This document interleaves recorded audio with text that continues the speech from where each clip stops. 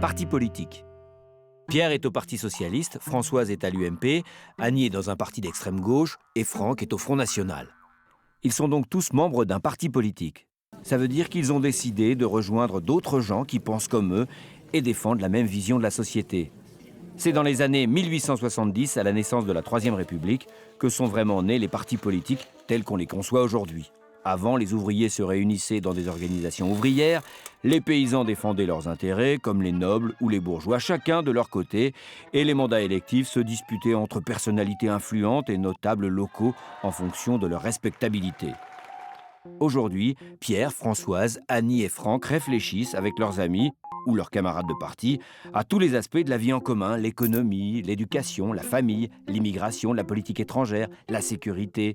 Ce sont donc les partis politiques qui sont chargés d'organiser et d'exprimer la diversité de la volonté populaire. Ils doivent recueillir les besoins, les volontés, les aspirations de la population pour les transformer en propositions concrètes. Ces propositions sont élaborées par les responsables des partis, par les militants parfois aussi, et sont rassemblées dans des programmes lors des différentes élections. D'ailleurs, la Constitution de la Ve République, je vous en parle dans un autre épisode, le dit dans son article 4. Les partis politiques concourent à l'expression du suffrage.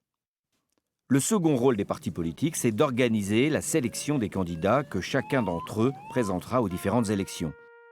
Ça peut se faire de manière démocratique par le vote des militants, ou alors c'est le chef du parti et son entourage proche qui décident autoritairement pour tout le monde. Ces dernières années, les partis politiques n'étaient plus très populaires. Il y avait de moins en moins de militants en leur sein. Une grande partie de la population estime qu'ils sont devenus des repères d'ambitieux qui vivent dans leur monde et qui veulent simplement accéder au pouvoir. Pour remédier à cette défiance, les partis politiques ont décidé de s'ouvrir et organisent maintenant des élections primaires ouvertes à tout le monde pour désigner leurs candidats aux élections. Parce que les partis politiques sont utiles à la démocratie, ils sont financés par l'État proportionnellement à leurs résultats aux élections. Mais cela ne suffit pas et les militants sont mis à contribution.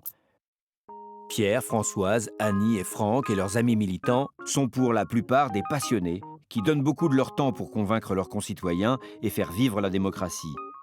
Certains sont surtout ambitieux et rêvent d'atteindre le pouvoir. Parfois, ils peuvent être les deux. C'est généralement ceux-là que l'on retrouve députés, maires, ministres et bien sûr président de la République.